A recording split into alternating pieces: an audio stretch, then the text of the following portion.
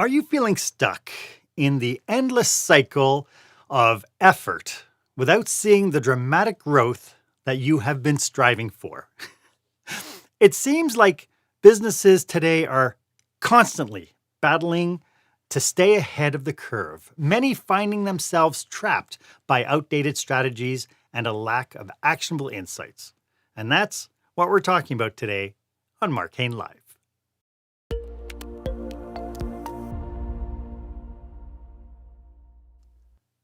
Welcome to this episode. This is where small business owners and entrepreneurs develop new skills to help them create the jaw-dropping, show-stopping experience that their customers and their employees deserve. I am your host, customer and employee experience strategist, Marc Haine. I am so glad that you are here for this episode. My guest today is Hall of Fame speaker and best-selling author, Jeff Blackman. And today, we will be pulling back the curtain on unlocking the world's fastest strategic plan to ethically and dramatically grow your business by mastering the art of asking better questions, embracing change, and leveraging integrity and ethics for unparalleled success. My one ask of you is this. If you know somebody who could use this information, please share a link to this episode. That way, you get to be somebody's mentor by saying, "Hey, Steve, I have a great resource for you." As long as his name is Steve and not Bob. It is really easy to feel like you are running on a treadmill. Lots of movement, but really no forward progress. You're not alone. If you're pouring resources, time, and energy into your businesses, yet not seeing the growth or profits that you expect, you've kind of reached that plateau. You're not alone. It is a common and costly dilemma that many leaders face, often without even realizing the root of the issue. And so that brings us to our question of the day.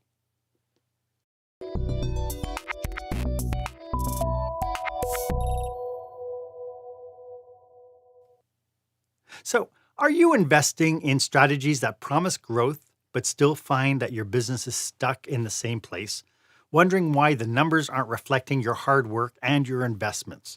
I'd love for you to be part of this conversation. Why don't you go ahead and share your story on your favorite social media platform, hashtag it Experience Leadership, because that's how we're going to be able to be part of the conversation together.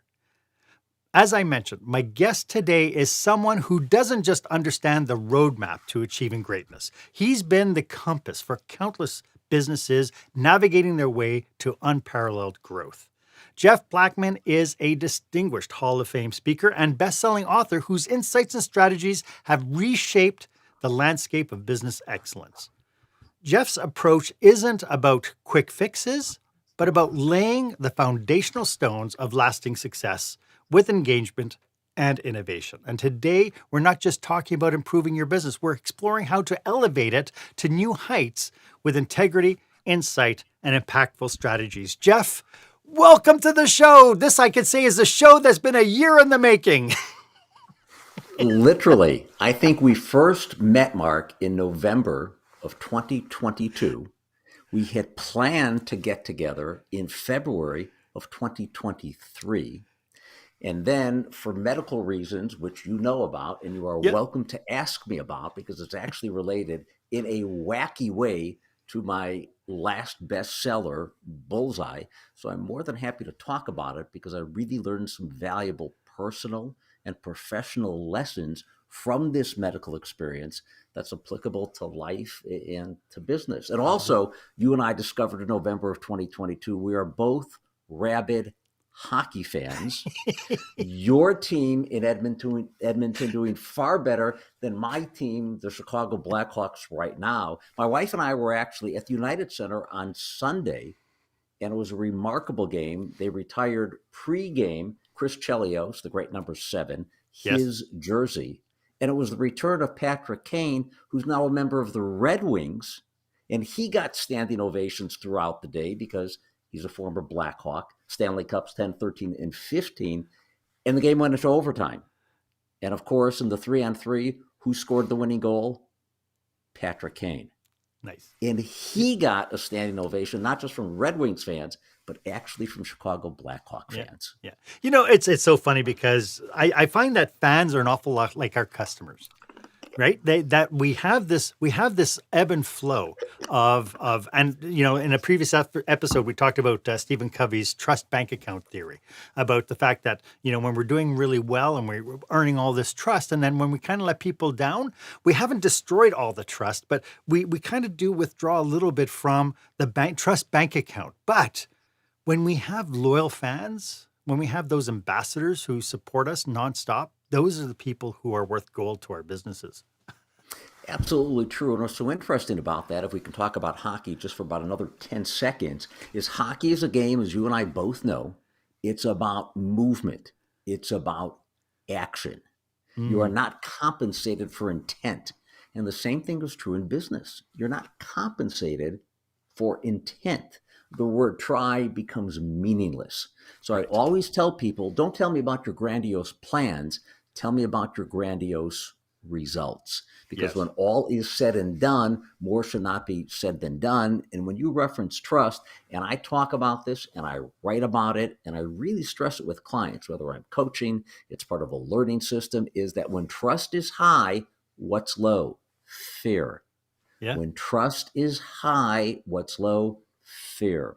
So Yeah. everything that you and I do is an opportunity. And anybody listening, it's an opportunity for them in their business or even personal life, create high elements of trust that reduces or eliminates fear. And that's what really maximizes relationships. Yeah, 100%. But you know, Jeff, before we get too deep into our topic today, could you just tell us a little bit about how you serve your clients? So I'll give you the perspective of my clients. And the reason that their perspective is important is that's the only perspective that matters. So often, Mark, when I get the question, well, Jeff, why you? I never answer from my perspective. Instead, I share things like, well, other CEOs like you really appreciate how. Clients value the way we've been able to. So I always talk about what clients perceive to be most valuable to them. Years ago, when I decided not to practice the law, and as you know, I've been an attorney here in the States since 1982. Home is Chicago. I'm actually in a suburb, part of the North Shore of Chicago called Glenview. So from O'Hare, we're a wee bit to the north and a wee bit to the east of O'Hare by approximately 13 miles and 17 minutes. From downtown Chicago, we're about 23 miles to the north and then a wee bit to the west. So as a result of that, decades ago, when I decided not to practice the law, and I've been an attorney since 1982, stopped renewing my license in 1990 because I went, it's not going to be a backup plan. This is what I want to do for a living. And people said, so what do you do? And I go, I am a speaker. And then I quickly found out nobody cared.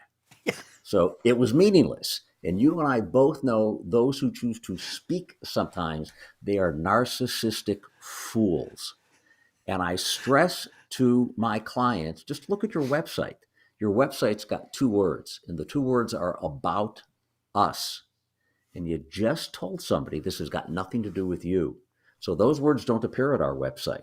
Instead of about us, it says connect or meet Jeff. And that's what I want you to do, is to connect with me or to meet me. We don't have a contact section. It says connect, because that connection is really important. So if somebody now asks, depending upon who I'm with, Mark, I say something akin to clients like you, CEOs, business owners, whomever it might be, they call me a business growth specialist because I've been able to help them and their senior leadership team and their salespeople and other entrepreneurs sleep really, really well at night. And then I pause.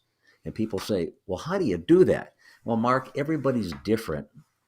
Tell me what's cooking in your business. And I Mm-hmm. immediately made it about you. I avoid a data dump, or as my good buddy, we've been friends for a long time, really since 1995, the first time we met, and that's Jeffrey Gitomer. And I'm sure many folks are familiar with Jeffrey. Jeffrey's actually a dear friend. So on a regular basis, we might not talk, but we will text one another. My birthday in February, his birthday in February. So we just did that recently. And Jeffrey says you need to avoid doing what? Throwing up when And you showing up. are showing up. Mhm. And most people do that. They do data dumps and they make it about themselves, and nobody is interested. That's actually a business blunder. It's a financial faux pas. If I can be more direct, it's just plain stupid. So you need to focus on how you make it about others versus about yourself. There was so much in what you've just said, Jeff. Uh, we've talked about the idea that we have gone beyond transactional relationships now to the fact that we are building relationships. Everything we do, because of social media now, the evolution has been it's not about me, it's about you. And so building, and we used the word trust earlier, bringing the high trust in, building those relationships are really the key to being able to connect with our customers. You're right, but we need to go a wee bit deeper. See, what happens is, and I'll often ask this to people in any industry, it does not matter. Or if I've got a whole bunch of folks in different businesses within the same room, I go, how many of you feel that your business is a relationship driven business? Now, I know what the answer is going to be. And everyone says, oh, yeah, yeah, of course. I Mhm. go, that's not enough. And I just let that sink in, because relationship power that you and I have discussed before has got two aspects. It's got a little r and then it's got a big R. And the distinction is little r is traditional relationship building. So it's about your humanity, your sincerity, your dignity, your courtesy, your ability to be a good person. The Yiddish word mensch is a good human being. Now, that's really important, but it is not enough. You need big R. The two of them work together. So, what's big R? That focuses on how do you help others maximize gain, minimize loss, improve performance, productivity, profitability. They work in concert. So, you, your people, your team, you need to be able to deliver a great little r relationship, but also help drive a great big R relationship. That becomes absolutely crucial. Yeah, it's such a good point. And the big R now um, is, I think, where people are falling down the most because they figure, oh, you know what? I'm going to go out now, especially now you're hearing about AI. And, people are saying, oh, well, now I have AI. Now I can personalize everything. And then what they end up doing is they kind of take away humanity now out of their cold emails, out of their communiques, out of their blog posts, out of however they're talking to their customers.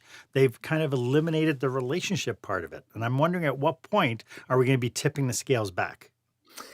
So, what's so interesting about that is AI, just the language is fascinating. And one of the things that I learned being trained as an attorney is the significance of words, and words really matter. My undergraduate degree is in advertising, and I loved advertising. I actually worked in advertising when I decided to go to law school at night.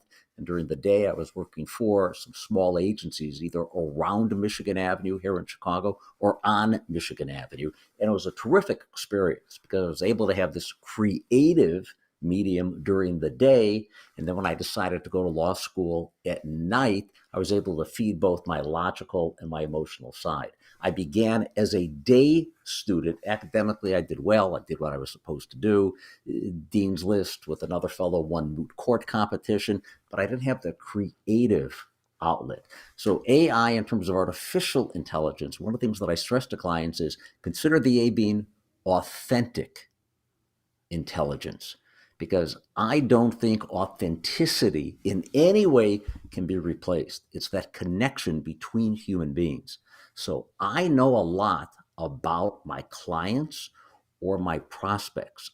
I really take good care of that information. And I always stress to people, Mark, do research. I didn't like research in law school, but this kind of research I love. So I am pretty good at, for example, asking questions, which we'll get to in a little while, Mhm. when I'm chatting with a client or with a prospect. But I don't wing it. Now, I could because I'm really good at this, but I don't. I prepare for every single conversation, telephone, in person, Zoom, or Teams, and clients know it. And they will say to me, these are CEOs, presidents, business owners, members of the C-suite. Blackman, how many questions you got for me today? And I go, 17. They go, wait a minute, you prepared 17 questions just for this call? And I go, yes. They go, I love this. Jeff, you make this all about me, which is exactly what I do. And if I find out stuff that's either on LinkedIn or Facebook or wherever, I politely introduce it to the conversation. Example, it's got to be 10 years ago at a minimum. I had a call with a CEO of a very large, successful construction company who requested that we help him and his team. So I took a look at Facebook and I took a look at LinkedIn. And what I found out online was that he was a drummer, because I watched his YouTube videos of him drumming. So when the conversation began, I politely said, hey, can I ask you the most important question first? And he was kind of befuddled and he said, sure, what is it? I said, just out of curiosity, when you are banging away on your kit, what are your favorite songs to play by Rush? And it blew him away. And he said, wait, how do you know that I'm a fan of Rush? And I said, I watch your YouTube videos. 15 minutes, we're chatting about Geddy Lee, Rush, the great Canadian group, Tom Sawyer, etc. And then we talked about other classic rock. And then eventually we kind of wove our way into a business discussion. But I always urge my clients, Mark, if it's on Facebook or LinkedIn, people want it to be known or seen. So you don't use it in a creepy way or a stalker way. You use it as part of a conversational mechanism. And I want to go back to something else that you asked recently, just a couple of minutes ago, about in terms of when are we going to make this transition back. One of the real keys is to understand things from somebody else's perspective. Right. And I always stress to people, all too often folks get hung up on what I call the is. And the is the facts and the features. They need to focus on the does. And the does is the results and the benefits and the advantages and the outcomes that your products and services deliver. I call that the RBAO strategy. R, results, B, benefits, A, advantages, O, outcomes. They're interchangeable. There's no distinction between the R, the B, the A, and the O, but it triggers people's minds differently. And then I say you must understand there are only two, that's it, driving motivators in everybody's life, personal or professional. They go, two? I go, that's it. They go, okay, what's the first one? I go, all people want you to do is to improve their condition. Yep. They've got a problem, solve it. They got a need, fill it. They got a dream or goal, help me get it. Problem solve, need, fill, dream or goal, get. Improve their condition. That's right now. That's the present.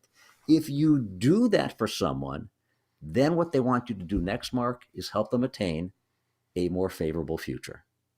And if you can improve their condition and help them attain a more favorable future, guess what? You do the exact same thing for whom? You do it for them. And one of your key taglines is dare to be the exception. So if you do that for others, guess what? You just created the exception. You created differentiation, or my buddy of many decades, Scott McCain, focuses on distinction. When you create distinction, then you are memorable. And another important M word, you just became meaningful.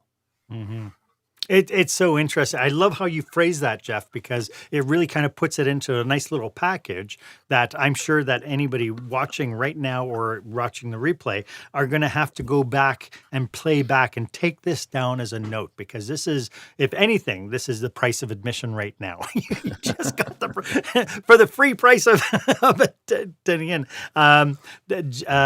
One of my best followers, Anna, has just asked a question. Sure. She says, hi, Jeff. It's a pleasure having the opportunity to listen to you. Can I put this same practice to my team? I'm a chef and a food and beverage manager.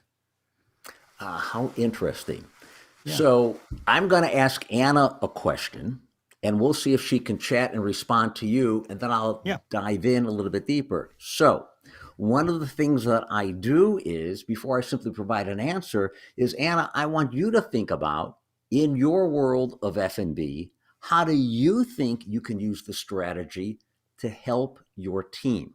So I'll give you some time to think about that. If you can respond to that via a chat to Yep. Mark, and then he'll share it. But Yeah. let me give you specifically how it has worked for others. So about 20 years ago, it's right around 2004, Marriott, and I've always been a Marriott guy, they became a client here in Chicago. And that was the location on Michigan Avenue. It was their downtown Magnificent Mile location under the leadership of Doug Ridge. At that time, Doug was the GM. Doug is now a 39-year veteran of the Marriott organization. He's a really smart dude, and he became a good friend. So I had the chance to work with his team here in Chicago. And then I visited him when he was then elevated to the Orlando location, a giant property right next to the convention center. And right now, he is the GM at a terrific spa and resort property in San Antonio, Texas. And one of the things that I learned when I was working with the Chicago team is that I spent time in the F&B area. So time in the food and beverage area, I discovered that they're a scratch house. And what that meant is they prepared everything from scratch. And that was one of the things that they used to create distinction. Many other hotels will get large bags of chopped cucumbers, large bags of insert the vegetable of your choice.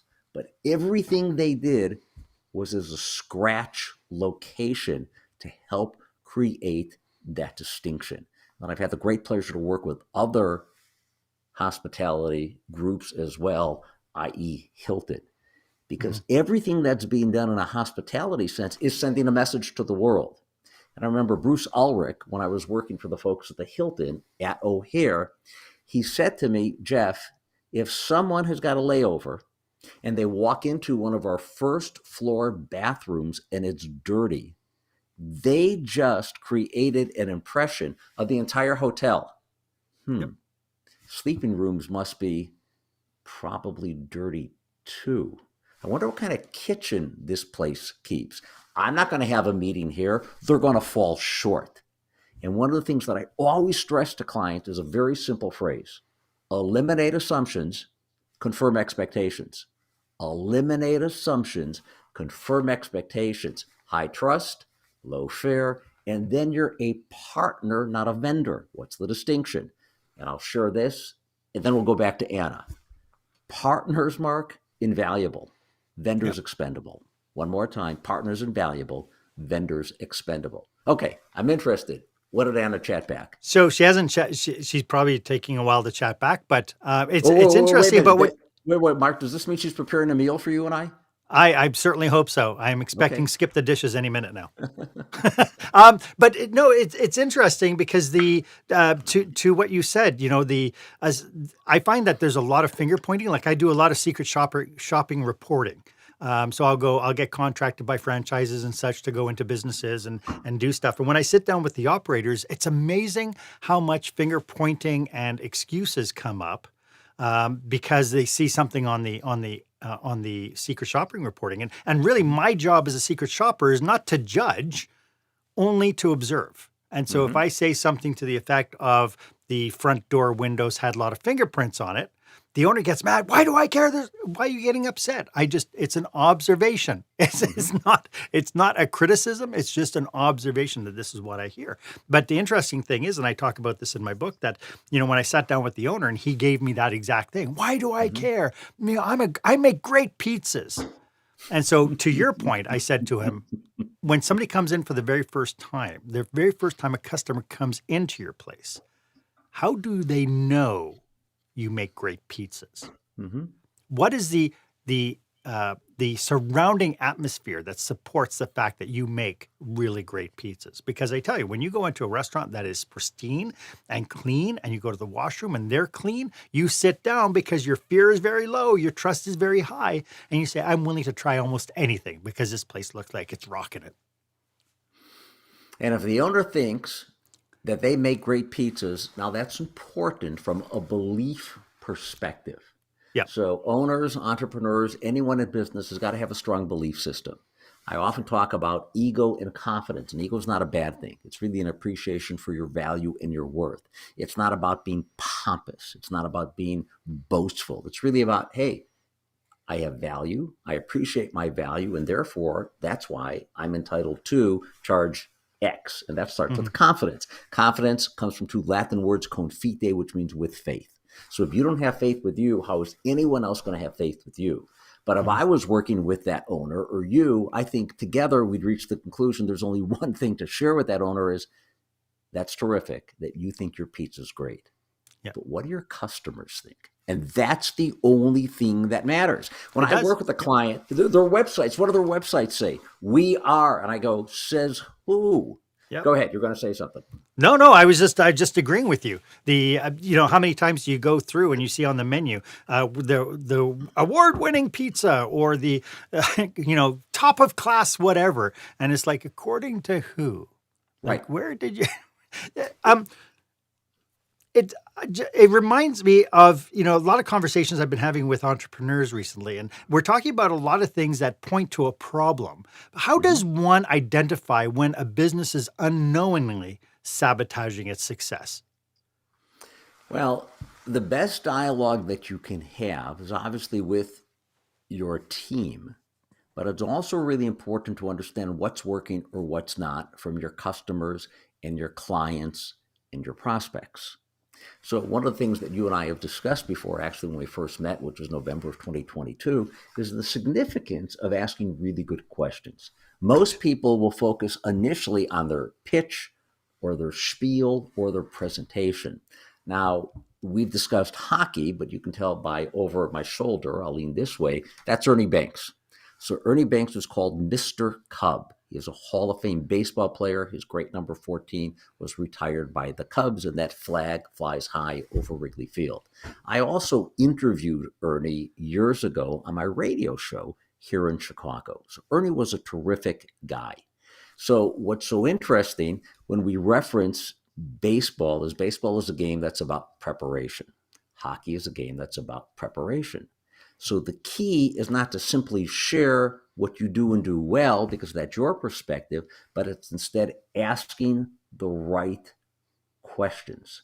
So one of the things that I encourage people to do is, and typically I'll ask, hey, just out of curiosity, how many of you would either be able to stand in front of us in this group now or get a member of your team on the telephone and say, hey, do me a favor, share with me at this very moment your dynamic dozen?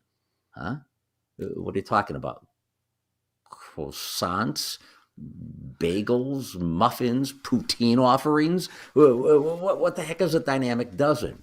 And a dynamic dozen is at least 12 open ended need development questions that begin with a who, a what, a when, a where, a why, a which, a how, or the TED principle, TED. T, tell me more about. E, explain to me how. D, describe for me. So it's who, what, when, where, why, which, how. Tell me more about, explain to me, describe for me. How many of you could, or a member of your team could, rattle off at least 12 open-ended need development questions? They begin with what I just referenced, no yes, no questions, and no ums, no ahs, no hesitation, pause, or reflection. Highly unusual for anyone to raise their hand and say either they could do it or a member of their team. Now, I could go on and ask questions literally for an hour because I've trained myself. And again, I'm pretty good at this stuff and I can wing it. But if there's anything that I learned playing baseball, because hockey, I couldn't skate, but baseball, thankfully, I was able to play with some guys at a very high level. So the teams that I played with, we won state championships in the 1970s when I was in high school. And Ray Baruki, who was a year behind me and part of a two-state championship team at Niles West, my high school, Ray was actually the roommate of Ryan Sandberg in the Phillies organization. Wow. So Ray is unequivocally the best ball player who I ever played with. And I learned in baseball, you must be really well prepared. And that really taught me the significance of preparation in business. So I prepare questions for every single call. I prepared for today. You were nice enough to provide me with a framework, but we had no idea what we're going to talk about. This is a conversation.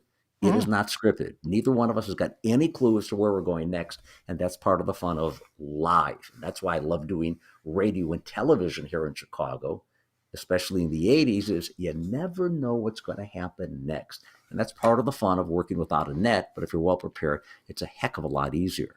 So let me suggest to folks that, once again, create at least 12 open-ended need development questions. They can have different questions for different groups, different products, different services, different divisions, different types of decision makers. And I do get the question, Mark, whoa, never a closed-ended question? I go, no, 2 times. That's it. They go, well, what's that? Qualification purposes. You must determine, is this person a prospect or a suspect? Are they a pretender or a player? If they don't fit your criteria, sayonara, arrivederla, shalom, dos fadonia, catch you later. But you've got the right to vet who's your ideal prospect, customer, or client. The other time it's okay is decision time. Thumbs up, green light, approval, moving forward, PO, whatever it might be. Suggestion with, and I'll share a few soon, is take your open-ended need development questions and put them on this wonderful tool. Put them on your phone. And I never offer a strategy unless I do it. So I have got on my iPhone my dynamic dozen in a written format and my voice in a voice memo. I won't suggest it unless I do it. And clients who do this, they say to me, all I need to do is look at my phone or listen to my phone with a voice memo. And Jeff, I am really well prepared before I'm entering a call with a prospect or with a client or a customer. It works. Now, let me share with you and those who are listening or watching a few examples of power probes. And then, as you and I discussed, we're going to give your viewers, your listeners, a great opportunity to get what we'll call the Sweet 16. Now, here are 2 of my favorite questions to ask people because why? It eliminates assumptions, confirms expectations. What will you value most in our relationship? What will you value most in our relationship? If you ask it, you'll know it. Also, how will we measure success? How will we measure success? If you know how it'll be measured, you know what the metrics are. They might be quantitative. They could be qualitative, Mark. I even asked somebody, okay, imagine it's a year from now, and imagine that your goals have been met and exceeded. What will you be most proud of you and your team accomplishing? When they answer that, I then say, economically, what do you think the impact of that achievement might be upon your business? Now, that's a logical response that they're going to provide. And after the economic impact, I'll ask a question like, and how will that make you feel? That's emotional. So now it tapped into both their heart, their tummy, and their mind. I also like to ask folks this question. You mentioned that your people aren't selling or negotiating the way that you'd like them to. Conservatively,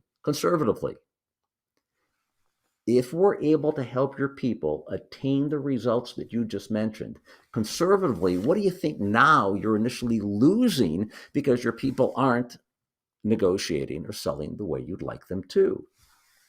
How about top line? How about bottom line? And I ask about margins. And sometimes that can be the millions or tens of millions of dollars. And then I politely say, here's the good news. I can probably help you for just a wee bit less than $10 million. And they laugh. Laughter is important because why? It enhances the trust, reduces the fear, and it increases the likability. So develop questions that create an engagement, creates dialogue. And again, you're focused on what problem you want to solve, what need you want to fill, or dream or goal to get. Can we now give folks that opportunity or offer that you and I had discussed, Mark? Would that be cool? Yeah, absolutely.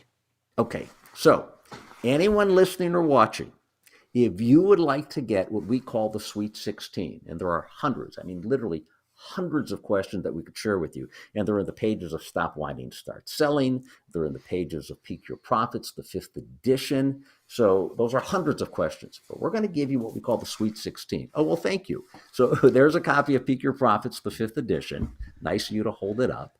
And what happens is that it's really easy for us to send you the Sweet 16 of Power Probes. Here's all that you need to do. Send an email, please, to Cheryl in my office, SHERYL,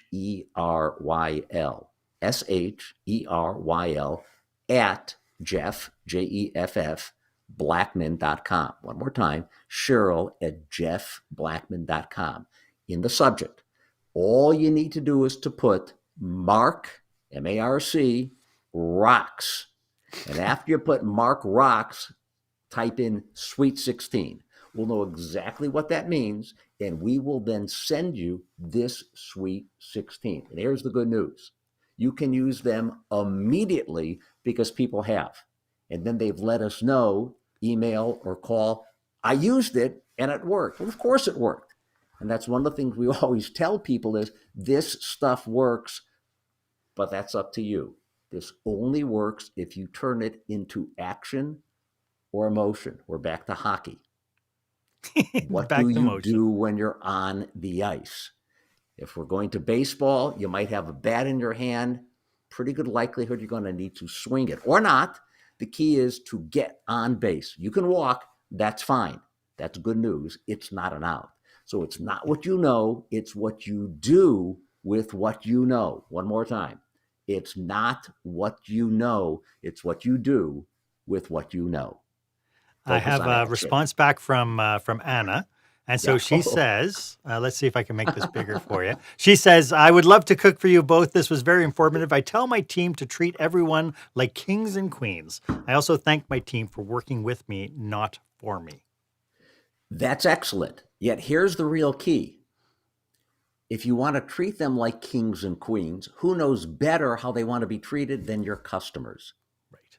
Ask your customers, how do they want to be treated? And you can tell them, Anna, that we want to treat you as if you are royalty, that you're a king or a queen. What does being treated like royalty mean to you?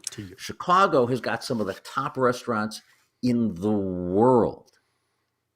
And as a result of that, they are really high end and outrageously expensive. So I know folks that have gone to some of Chicago's restaurants recently, and for two people, $1,200. That better be a great experience. You're really not investing in the food. You're investing in the CX, if you will, the customer experience. So Anna, who knows better than the experience than to ask whom? The customer.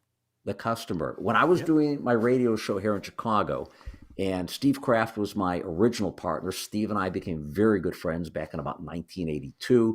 Steve and I spent about 3 years together on Chicago radio. He left and then spent the next 34 years doing television for Fox and CBS in Phoenix. Steve and I are still very close. He, like me, he's a lawyer. He chose not to practice law after about 3 to 4 years, and I really never practiced law. Yet what happened is Steve and I would often interview great restaurateurs here in Chicago. And I'm thinking of Rick Bayless as an example. Yeah. And many folks in Canada and America, they're going to be very familiar with Rick Bayless because of his work, especially when it comes to Mexican food. And so my producer said, Rick Bayless would love to be interviewed by you guys. He'll come to studio. And we went, no, we'll go to the restaurant. Let's tape a show while we're eating at the restaurant. And then it became interesting radio. We did the same thing with great chefs at the time. Craig Claiborne, a phenomenal chef and author. So we made sure that we went with him to a French restaurant and we taped there. It was just more interesting, an experience for our listeners. And that's really what you and I are attempting to do today, is to create an interesting experience that's fun, it's enjoyable, it's entertaining, but it's implementable and doable. All this stuff works, and that's the really good news. It works, but you got to implement it. Oh, wait, Anna sent us a message. Our customers love coming here. They say they feel like they're coming into my home. Interesting. So what would really be great, Anna, is if you can seek specificity instead of generality. So when they say they feel like they are coming into your home, why do they feel that way? Yeah. What emotions does it conjure up? What memories does it bring back to maybe when they were a child, or how they entertained when others came into their home? Because you will hear from customers things that you probably wouldn't think of yourself. Now, I can give a really simple suggestion, Mark, about testimonials, if you like, in terms of how to Sure. best gather them. So typically, when folks request a testimonial, they come out as superlatives. Oh, we love, they're super, great people too, interesting. But that's just really hyperbole. So the recommendation is to, in essence, address what might be the concern or the objections of your decision maker. So if Anna, for example, wants to address something that might be a concern, where someone might say, Anna's restaurant's terrific, but it's kind of high priced. If she then has a testimonial from someone, either written, ideally video, talking about it's worth every penny, and here's why. So you're preemptively overcoming the objection. So when a client says they're willing to do a testimonial, written is fine, but we prefer video, but whatever is best for them, because it's about them, and we're fine with that. But we give them questions to answer. They don't have to answer all of them, but now they've got a template or a format about what it's like to work with us. And they might even address, we could have found somebody who would have been far less than working with Jeff. But if we spent fewer dollars and got the wrong results, it just became expensive. With Jeff, here's why it was worth the investment. So I'm preemptively attacking the objection of a future decision maker, like Chief Revenue Officer, SVP of Business Development, President, Owner, CEO, or whomever it might be. That's a really simple strategy, and it really works in any business, Mark, in any business. Oh, Anna, you said you love that idea. I'm going to ask you what's called a trial close question. It's the only time I ever use the word close. And a trial close is simply seeking an opinion, a reaction, a feeling, or an attitude. So when you say, I love that idea, if you can type in one more time, what do you love most about that idea? And how do you think you can use it to help you and your team and your customers drive results? So it's just a subtlety. Seek an opinion, reaction, feeling, or an attitude, and just ask one more question. And now you get some great insight. So Anna, thank you for, in essence, playing along, because you're really helping to demonstrate some very valuable things that anyone in any business can actually implement. And then, Mark, we just got to figure out, are we going to eat together in Canada, or are we going to do this in Chicago? Are we paying first class round trip airfare for Anna? Where's Anna at right now? She's just outside of Edmonton, so she's a neighbor. All right, so I'm going to be in Calgary in April for 3 days. I'm sure we can figure this out. I'm sure we could figure something out. Look, I'd love to talk a little bit about we've talked about so much today, and like to your point, we don't have it scripted, so it was nice to actually get an authentic conversation going about business operations and different aspects of businesses. I'd really love to talk a little bit about the role mentorship and coaching should play in helping businesses get unstuck, get them moving, get them into their action phase. And we'll get to that right after this. When the spotlight shines on your business, are customers applauding or yawning? In other words, how is your business performing? Make your business a star with the new book, Lights, Camera, Action, Business Operational Excellence Through the Lens of Live Theater by Marc Haine. Marc uses his business and acting experience to help you see your business like a live show, so you can create a performance your customers will never forget. Buy Lights, Camera, Action today at your favorite online retailer or directly at marchaine.com. As you can tell, Jeff and I are hugely committed to serving businesses just like yours. So if you would like to explore how we could be of benefit to you, especially if you're doing something like planning a leadership retreat or a conference, drop us a line. Our connection details are in the show notes down below. Jeff, we talked so many different comments. I just ran a spot on my book. Can you tell us a little bit about your book? Which one would you like to start with? So over the years, I've been incredibly blessed to have 6 bestsellers. The book that you just held up is Peak Your Profits, the 5th edition. And that's a real how-to book, but it's also fun to read. Not my opinion, but the perspective of those who have read it. Eddie Walovich and I have been friends literally since the age of 14. That's freshman year of high school. So Eddie is now retired, except he works on 2 days a week in the world of technology, Tuesdays and Thursdays. So he's had a tremendous career in the world of technology. And Eddie actually brought me into 3 companies that he has worked for over the decades to speak at their national or international conferences.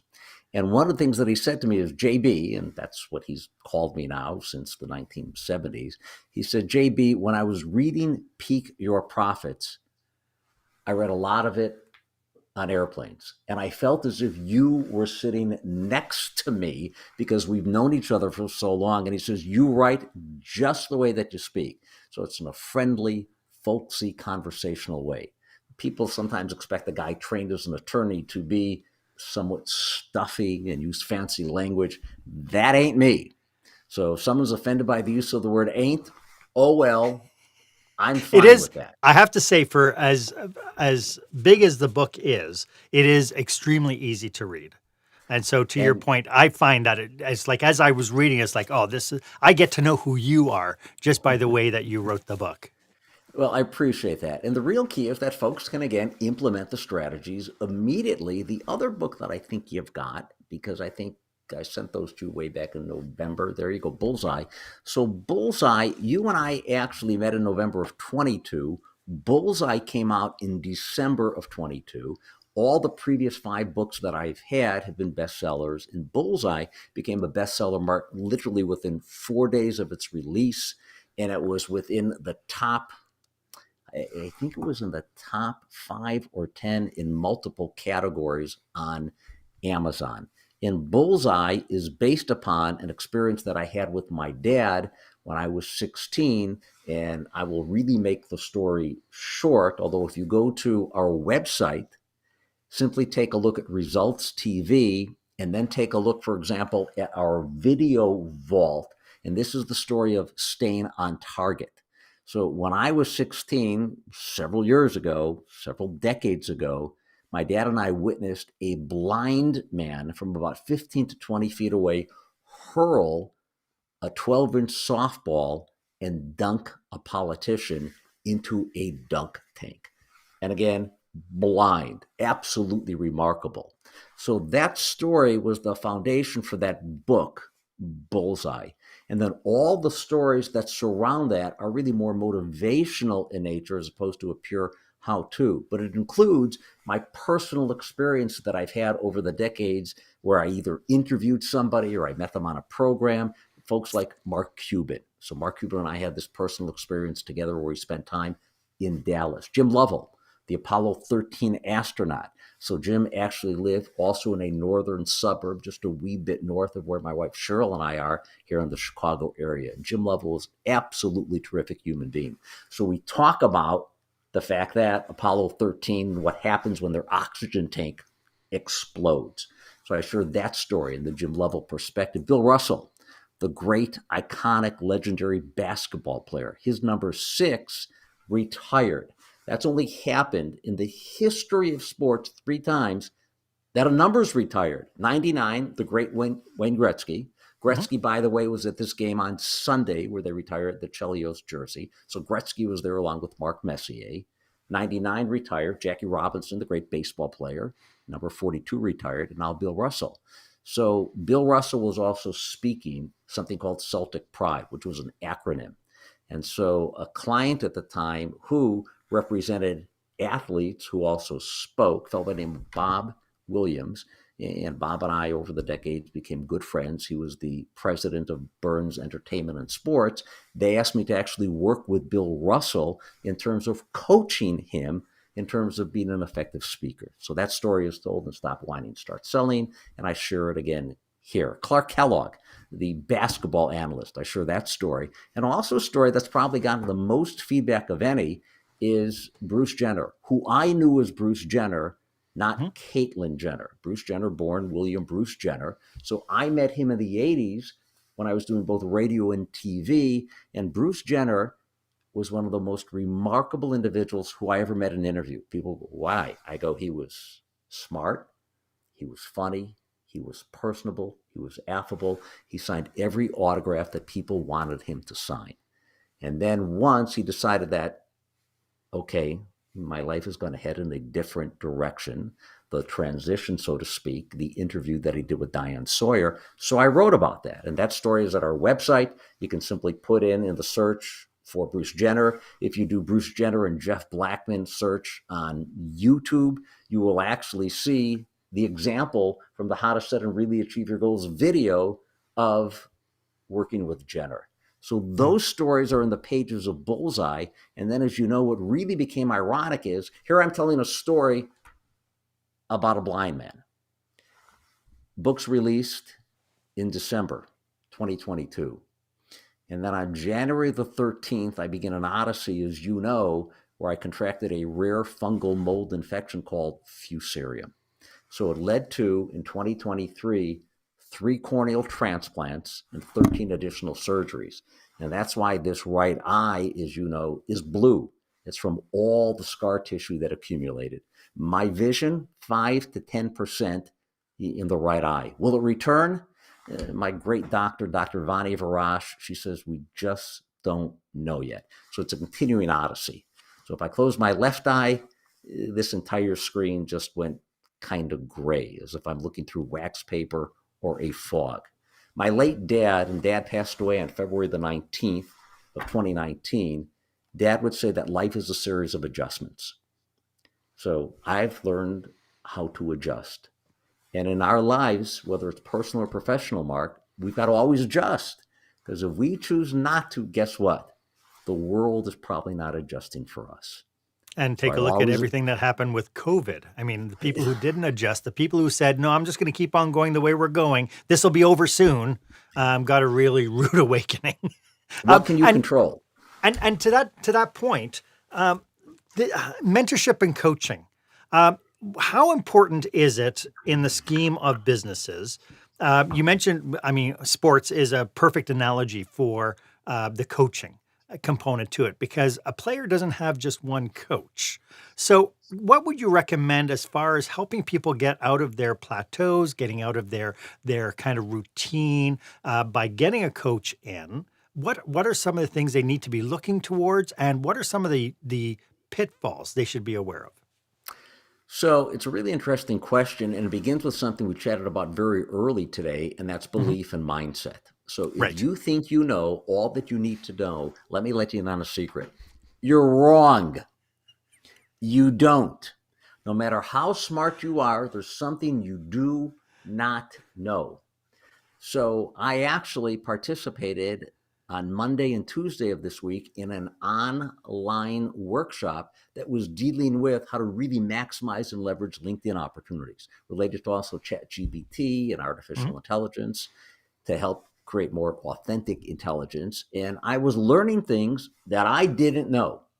So if there's anything that I've really been good at, and I let these folks know, I can't attend today because I had another commitment. It was called Marc Haine Live. So I'm also nuts about commitment and accountability. Yeah. So when I'm coaching someone, I ask them, how do you want me to communicate with you? Honest or diplomatic?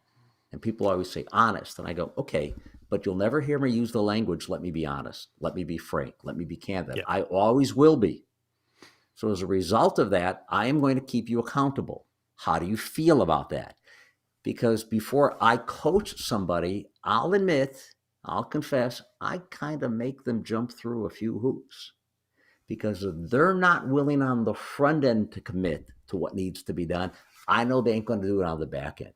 And I'll often say to people, sorry, we're not going to be able to work together. No, but you came highly recommended, and I'll send you a check now. And I go, I'm going to pass.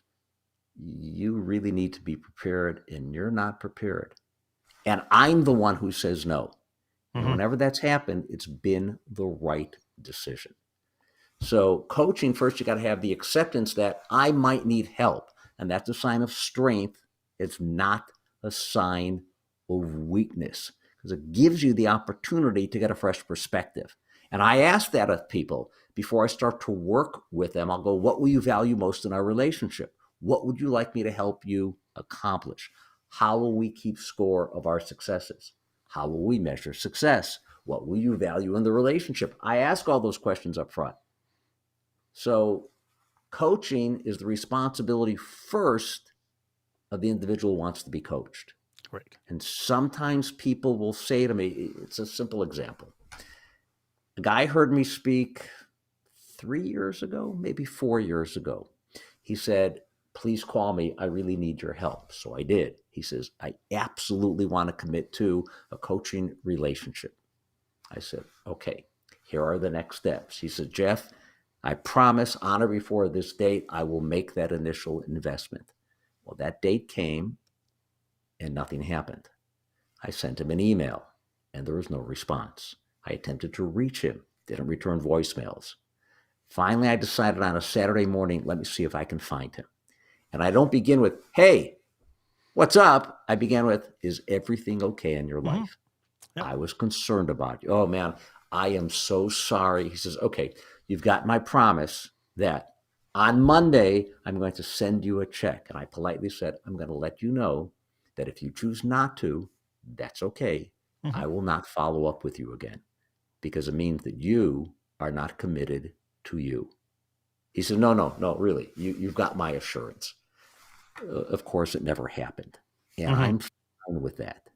So for a coaching relationship to be successful, it really has got to be a street that works in both directions. And it's also important to let people know that the responsibility of the coach is not to appease and please. People go, huh? So with my clients, Mark, I let them know, and I say this to CEOs. I say, my role is not to appease and please you. My role is to challenge you. Yes. I want to help you rethink, re-examine, and reconsider how you do what you do. And they go, that's exactly what we need. And I go, pushback works in both directions, though. You can push back. If I've done something that ticks you off, you don't dig it, push back, I'm okay. And the greatest compliment that I ever got from a CEO, and this was of a multi-billion-dollar financial services organization, they had me on retainer for multiple years. He once said to me, what I value most in our relationship, Blackman, for some reason clients call me by my last name, not my first name. He said, what I value most in our relationship is you never protect your butt and you never kiss mine. There you It was go. a compliment. It was a supreme compliment because he knew I would always give it to him straight without saying, let me be honest with you. Let me give it to you straight. And that's important in a coaching relationship. This has been such a fabulous conversation, Jeff. How can people reach you if they want to work with you? I think they should contact Anna, and then we'll find out exactly what meal she's preparing for us and when. So I'm a really easy guy to reach. Folks can obviously go to our website, which is jeffblackman.com. They can send me an email, which is jb@jeffblackman.com, or they can send Cheryl an email, which is cheryl@jeffblackman.com. And if folks would like to follow me on Facebook, either personal or professional, both, or on LinkedIn, that'd be terrific because I post on LinkedIn on a regular basis. And sometimes it's educational and sometimes it's inspirational. And sometimes I talk about, hey, a terrific guy up in Canada, Marc Haine, is going to be interviewing me today. If you can, join us. So sometimes I kind of plan it ahead, and sometimes I go, that's an interesting experience. I'm going to write about it now. So It's about the opportunity. Yeah. I'm an easy guy to find. This has been fabulous. Do you have any last thoughts about what we've been talking about today, Jeff? We've been kind of just all over the place with really amazing content today. So, well, thank you. So I'll share with you something that I call the world's fastest strategic plan. And this is applicable to a business and it's applicable to an individual.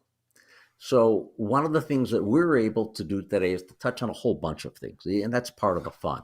Yeah. But focus is really important, especially for entrepreneurs. Do not be distracted by shiny objects.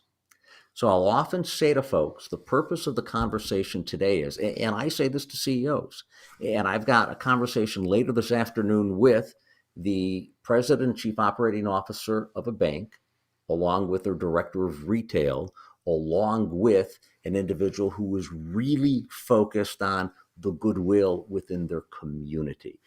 very talented team. And I had a conversation with them recently. And so now this is our second conversation. And I'll often say to folks, hey, one of the things that we can do together today is let's focus on the world's fastest strategic plan. And I let that sink in. And they go, well, what is that? I go, very simply, let's establish where are you? Where would you like to be? And how would you like to get there? It's that simple. So if you're headed to the airport, what's the first question that they're going to ask you when you get to the airport? Where are you going, right? Yeah. So imagine if you said, gee, I don't know, why don't you pick the city today? It'd be absurd, right? Yeah. So a lot of folks, they haven't answered that question. So Mm-hmm. if you don't know where you're going, it makes it really tough to get there. So pick a lane, focus, and that's specificity versus generality. And that will always serve you well. Love it. Love it. And it becomes so clear. One person also told me that when you know where you're going and you know where you are, you can figure out what the steps are in order to get to where you want to go. And it makes it a lot easier to adjust, as my dad would say, because, that road is closed. That channel's not going to work. I'm going to shift. But if you're still focused on how you want to get there, it might require just the different path. And that's being flexible. That's being adaptive. And that's also really, really important. Love it. Jeff, this has been absolutely fantastic. Thank you. I would love to have you back again, because I think we could talk about 100 different things. Thank you so much. I appreciate your passion. Your expertise has been brilliant. Your sense of humor is wonderful. And hey, at the same time, I want to thank Anna, because Anna said that, hey, if you come to Calgary, you can come see her when you come to Calgary. we can do a 3-hour detour. So that'd be fun. Now I need to ask, because Anna has been a terrific participant. So does Anna actually exist, or was she created through artificial intelligence? No, Anna is a very real person. She's a person that I got to mentor. We worked together years ago, and I got to mentor her and help her kind of overcome some of the managerial and leadership demons that she was experiencing, because she had very bad examples of leadership as she grew up. And so working together, we were able to get her to where she needed to go. So she's a brilliant, Anna, I brilliant was person. Obviously just kidding. I'm thrilled that you were able to join us. And Jeff, thank you for joining us today. This has been absolutely brilliant. My pleasure. Thank you, Mark. Why don't you let me know if this was of value to you? As always, my offer stands. If you would like 30 minutes of my time to brainstorm your business with you and your team, feel free to book yourself on my online calendar. The link is down below in the show notes. It's the one that's marked meetwith.markhaine.com. It would be my honor to be of service to you. And while you're at it, why don't you go ahead and leave a comment or a review about this episode? I'd love to get your feedback. Was this of value to you? And while you're at it, go ahead and subscribe to the channel. That way you get notification whenever I bring you fresh new content and some really great experts to come in and share with us. I love this. Anna, again, thank you so much for joining us today. My name is Marc Haine. I hope you stay safe, stay healthy, and I hope you dare to be the exception. Thanks for joining me today.